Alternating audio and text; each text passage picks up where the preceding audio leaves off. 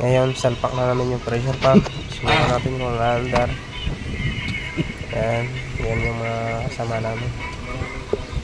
Ay. Lahat ng wiring nito hinugot. Kung may putol kasi ayaw talaga umandar. Ngayon, pati yung ECU wala na siyang tama. Kaya ito, pressure pump na yung hatol natin dito. Ito pa lang ginawa natin na 4HL1 -1 yung makina. Bali, kadalas natin yung dashboard. Baka chinik natin yung controller niya sa RPM. Yan sa idle up niya kung may putol siya kasi hindi daw gumagana dati yung issue nito ayaw mandar. Yan, bali na check ko yung sa ilalim. Yan, ang ginawa namin dito kasi ayaw mandar bago na yung ECU.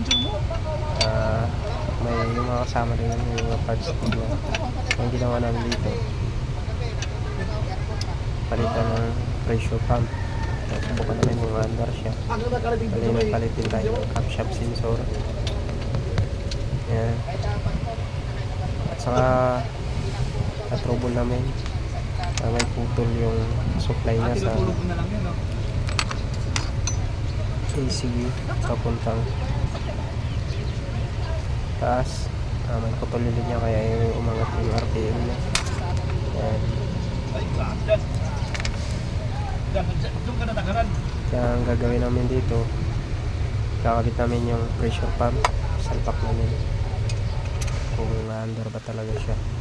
Ito pala yung camshaft sensor. Yan yung camshaft sensor na pinalit namin. Issue talaga dito, ayaw umandar.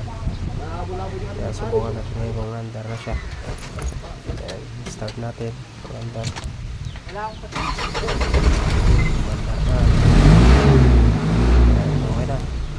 Pan na. Pwede yung mga pressure pump lang natin. Kaya ayaw umandar. Yan, okay na ulit.